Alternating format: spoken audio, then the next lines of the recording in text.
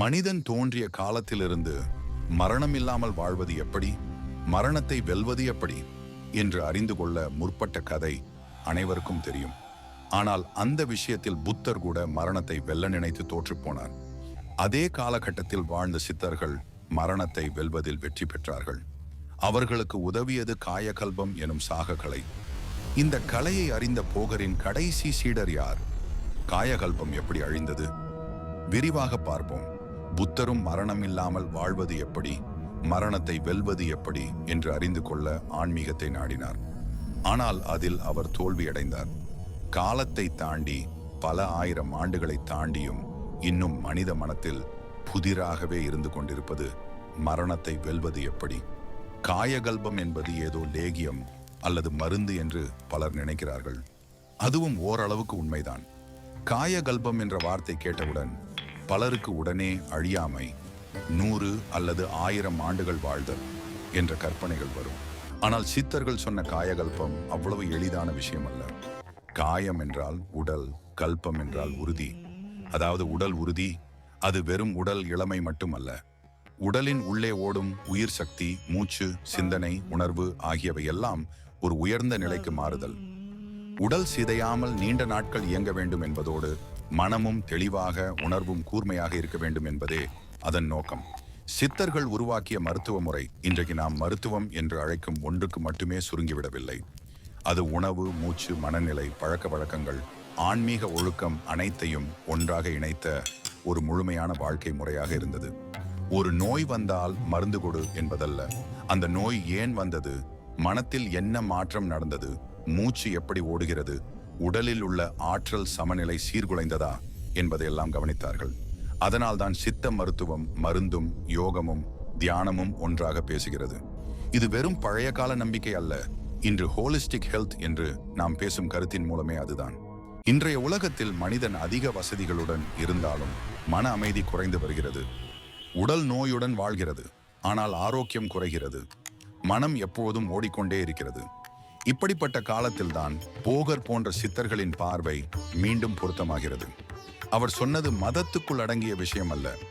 மனித உடல் எப்படி இயங்குகிறது, உணர்வு என்ன, உயிர் சக்தி எப்படி ஓடுகிறது என்பதை குறித்த ஆழமான கவனிப்பு. திருமூலர் காயகல்பம் பற்றி பேசும்போது மூச்சின் முக்கியத்துவத்தை மிக தெளிவாக சொல்லுகிறார். நாம் சாதாரணமாக மூச்சை கவனிப்பதே இல்லை. ஆனால் மூச்சுதான் உடலும் மனமும் இணையும் பாலம். மூச்சு வேகமாக இருந்தால் மனம் கலங்கும், மெதுவாக ஆழமாக இருந்தால் மனம் அமைதியாகும். பிராணாயாமம், கும்பகம் போன்ற பயிற்சிகள் மூச்சை கட்டுப்படுத்தி உயிர் சக்தியை உடலின் உள்ளே சீராக ஓடச் செய்வதற்கான வழிகள். இதோடு தியானம் சேர்ந்தால் மனம் வெளியில் ஓடாமல் உள்ளே திரும்புகிறது. இதுவே காயகல்பத்தின் அடிப்படை. சில சித்த நூல்களில் இரசவாத கலவைகள் பற்றியும் குறிப்பிடப்படுகிறது. இன்று நாம் அதை மர்மமாகவும் ஆபத்தானதாகவும் பார்க்கலாம். ஆனால் அந்த காலத்திலே தாது மாற்றம், உடலில் உள்ள குறைபாடுகளை சரி செய்யும் முயற்சி, உணவின் மூலம் உடலை பலப்படுத்துதல் போன்ற அறிவியல் பார்வையும் இருந்தது. இவையெல்லாம் கண்மூடித்தனமான மந்திரங்கள் அல்ல. பல தலைமுறைகளாக செய்த அனுபவத்தின் மூலம் உருவான நடைமுறைகள். காயகல்பம் உடலுக்குள் மட்டுமே சுருங்கிவிடவில்லை. அது உணர்வின் வளர்ச்சியையும் நோக்கமாக கொண்டது. மனிதன் வெறும் சதை, எலும்பு, இரத்தம் மட்டுமல்ல. அவன் ஒரு ஆற்றல் அமைப்பு. அந்த ஆற்றல் சீராக இருந்தால் உடலும் மனமும் தானாகவே சீராகும். சித்தர்கள் சொன்ன நாடிகள், சக்கரங்கள் போன்ற கருத்துகள் இன்று நரம்பியல், உயிரியல், மின்சாரம் போன்ற கோணங்களில் பார்க்கப்படும் போது ஒரு புதிய பொருள் பெறுகின்றன. இப்போது நவீன அறிவியலின் ஒரு துறையான குவாண்டம் இயற்பியலை பார்த்தால் அது நம்முடைய சாதாரண யதார்த்தத்தை கேள்விக்குள்ளாக்குகிறது. ஒரு துகள் ஒரே நேரத்தில் பல நிலைகளில் இருக்கலாம் என்று சொல்லுகிறது சூப்பர் பொசிஷன். 2 துகள்கள் தூரத்தில் இருந்தாலும் ஒன்றுடன் ஒன்று தொடர்பில் இருக்கலாம் என்று சொல்கிறது என்ஆங்கிள்மெண்ட். ஒரு விஷயத்தை நாம் பார்ப்பதே அதன் நிலையை மாற்றுகிறது என்று சொல்கிறது பார்வையாளர் விளைவு. இவையெல்லாம் உலகம் நிச்சயமானது, உறுதியானது என்ற பழைய எண்ணத்தை உடைக்கின்றன. குவாண்டம் இயற்பியலில் உணர்வு பற்றிய கேள்வி மிக முக்கியமானது. ஒரு பரிசோதனையில் பார்வையாளர் இல்லாமல் முடிவு இல்லை என்ற கருத்து உணர்வு யதார்த்தத்தில் ஒரு பங்கு வகிக்கிறது என்பதை சுட்டிக்காட்டுகிறது. இதே விஷயத்தை பண்டைய ஆன்மீக நூல்கள் பல நூற்றாண்டுகளுக்கு முன்பே சொன்னன. நீ எப்படி சிந்திக்கிறாயோ அதுவாகவே உலகம் தோன்றும் என்ற கருத்து வெறும் தத்துவம் அல்ல, அது அனுபவத்தின் அடிப்படையில் வந்த ஒரு உண்மை. சித்தமும் குவாண்டமும் சந்திக்கும் இடம் மிகவும் வியப்பூட்டுகிறது. சித்தர்கள் பேசும் பிரபஞ்ச உணர்வு, ஒரே சக்தி, ஒரே மூலத்திலிருந்து அனைத்தும் வெளிப்படுகிறது என்ற எண்ணம் இன்று ஒருங்கிணைந்த புலக்கோட்பாடு என்று அறிவியல் தேடும் ஒன்றையே நினைவூட்டுகிறது. எல்லா விசைகளையும் எல்லா துகள்களையும் ஒன்றாக இணைக்கும் ஒரு அடிப்படை சக்தி இருக்கிறதா என்ற கேள்வி சித்தர்களுக்கு புதிதல்ல. காயகல்பத்தில ஒருவர் தன் உடலை கவனிப்பது, தன் மூச்சை கவனிப்பது, தன் சிந்தனைகளை மாற்றுவது உடலின் ஆற்றல் நிலைகளை மாற்றுகிறது என்று சொல்கிறார்கள். இது குவாண்டம் உலகில் ஒரு துகளை கவனிப்பது, அதன் நடத்தை மாற்றுவது போலவே வெளியில் பார்க்கும் விஷயம் மட்டுமல்ல, உள்ளே பார்க்கும் கவனமும் முக்கியம். உடலை ஒரு பொருளாக பார்க்காமல் ஒரு உயிருள்ள அமைப்பாக பார்த்தால் அதனுடன் நாம் தொடர்பு கொள்ளும் விதமும் மாறுகிறது. சித்தமும் குவாண்டமும் இரண்டும் எல்லாமே பொருள்தான் என்ற குறைப்புவாத கண்ணோட்டத்தை தாண்டி செல்கின்றன. உலகம் வெறும் இயந்திரம் அல்ல, அதில் உணர்வு, ஆற்றல், தொடர்பு இருக்கிறது. மனிதன் அந்த பிரபஞ்சத்தின் ஒரு சிறு பகுதி மட்டுமல்ல, அவன் அதனுடன் ஆழமாக இணைந்தவன். இந்த பார்வை மனிதனை ஒரு நுகர்வோனாக அல்ல, ஒரு பொறுப்புள்ள பங்காளியாக மாற்று. சித்தர்கள் மரணம் இல்லாமல் நீண்ட நாள் வாழ விரும்பினார்கள். இறைவனை அடைய அவர்களுக்கு நீண்ட ஆயுள் தேவைப்பட்டது. அதற்காக வாழ்நாளை நீட்டித்துக் கொள்ள ஒரு முறை தேவைப்பட்டது. அதற்காக அவர்கள் முயற்சி செய்தார்கள். அந்த உணர்ச்சியில் செய்த ஆராய்ச்சியினால் மூலிகைகள் மற்றும் ரசவாதம் போன்றவற்றில் தேர்ச்சி பெற்று மேலும் முயற்சி செய்து கொண்டிருந்தார்கள். அப்போது சிவனின் விந்து எனும் பாதரசம் கெட்டிப்படுத்துவதன் மூலம் உடம்பை திடமாக்கி முதுமையை தள்ளி போடலாம் என்று ஓரளவுக்கு கண்டுபிடித்தார்கள். பாதரசம் எனும் மெர்க்குரியை மூலிகை மூலம் கெட்டிப்படுத்தி அதை மருந்தாக செய்து சாப்பிட்டு ஆராய்ச்சி செய்தார்கள். அதில் பாதரசத்தினால் ஏற்பட்ட பாதிப்பில் பலர் உணவு குழாய், நெஞ்செரிச்சல் போன்ற துன்பத்திற்கு ஆளானார்கள். சிலர் இறந்தும் போனார்கள். மேலும் பல நீண்டகால ஆராய்ச்சியின் மூலம் ஓரளவு வெற்றி பெற்றார்கள். எப்படி என்றால், பாதரசத்தை சில மூலிகை மூலம் கெட்டிப்படுத்தி மருந்தாக செய்து உட்கொள்வதின் மூலம் முதுமையை தள்ளி போடலாம் என்று கண்டறிந்தார்கள். அதே போல் நீண்ட வருடம் வாழ்ந்தார்கள்.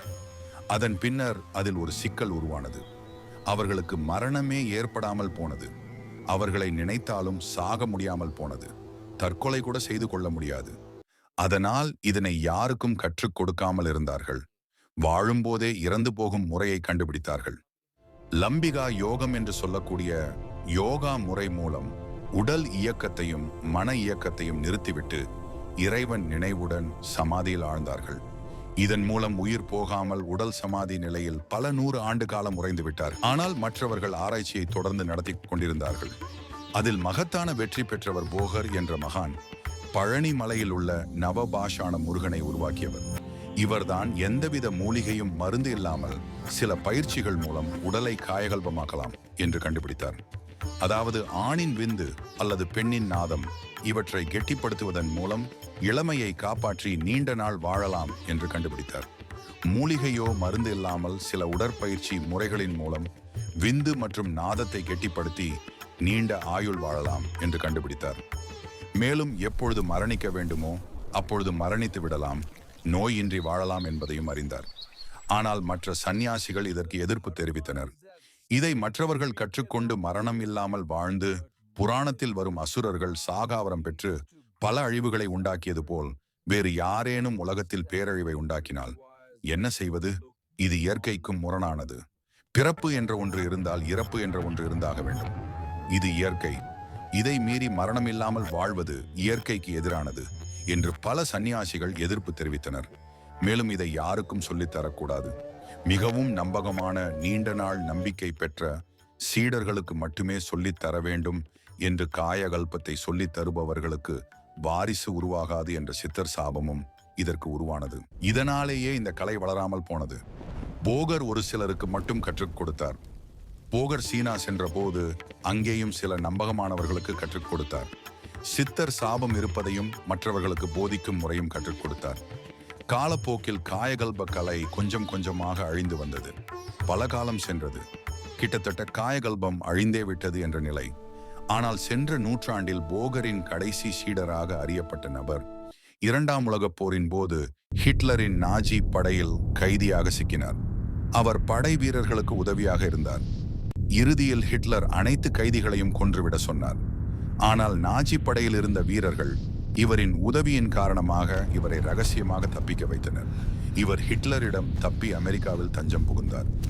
இரண்டாம் உலகப் போர் முடிவுக்கு வந்தவுடன் இவர் அமெரிக்காவிலேயே தங்கி இந்த காயகல்ப கலையை கொஞ்சம் மாற்றி அந்த நாட்டு கலாச்சாரத்திற்கு ஏற்ப இந்த பயிற்சியை கற்றுக் கொடுத்தார்.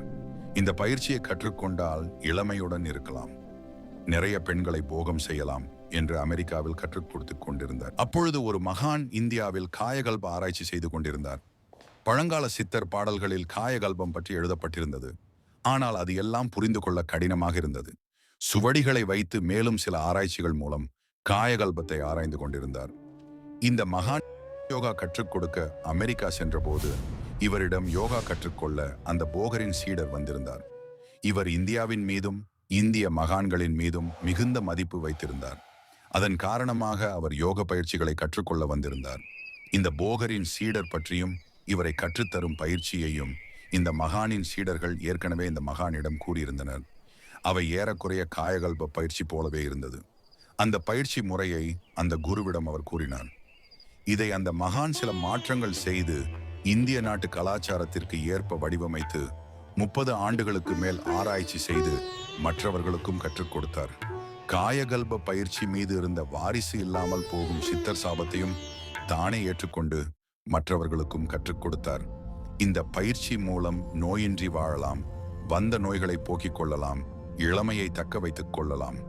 இப்படியாக போகரின் காயகல்பம் மீண்டும் உயிர் பெற்று வாழ்கிறது. இந்த எல்லாவற்றையும் ஒன்றாக பார்த்தால் போகரின் நுண்ணறிவு இன்று மனிதனின் எதிர்காலத்திற்கும் முக்கியமானதாகிறது. மனித ஆற்றல் என்பது வெறும் தசை சக்தி அல்ல, அது மனத்தின் தெளிவு, உணர்வின் ஆழம், உடலின் சமநிலை ஆகியவற்றின் கூட்டுத்தொகை. குவாண்டம் இயற்பியலின் வெளிச்சத்தில் பார்க்கும்போது சித்தர்கள் சொன்ன பல விஷயங்கள் புதிய அர்த்தம் பெறுகின்றன. பண்டைய ஞானத்துக்கும் நவீன அறிவியலுக்கும் இடையே உள்ள பாலம் உணர்வை வெறும் மூளை செயல்பாடு என்று சுருக்காமல் அதை ஒரு அடிப்படை சக்தியாக பார்த்தால் வாழ்க்கையை பற்றிய நம் புரிதல் மாறும். அப்போது ஆன்மீக மதத்தின் எல்லையை தாண்டி அறிவியலுடன் உரையாடத் தொடங்கும். இந்த பயணம் இங்கே முடிவதில்லை. இது ஒரு அழைப்பு. போகரை, சித்தர்களை, குவாண்டம் அறிவியலை யார் சரி யார் தவறு என்ற வாதத்துக்காக அல்ல, ஒரு முழுமையான யதார்த்தத்தை புரிந்து கொள்ளும் முயற்சியாக பார்க்க வேண்டும். இந்த நவீன காலத்தில் மனிதன் தொழில்நுட்பத்தில் முன்னேறுவதோடு உள்ளுணர்விலும் முன்னேற வேண்டும் என்றால் இந்த சந்திப்புகள் அவசியம். கேள்விகள் தொடரட்டும், தேடல் தொடரட்டும். ஏனெனில் உண்மையான அறிவு முடிவில் இல்லை, பயணத்தில் தான் உள்ளது. இந்த வீடியோ உங்களுக்கு பிடித்திருந்தால் லைக், கமெண்ட், ஷேர், சப்ஸ்கிரைப் செய்து கொள்ளுங்கள்.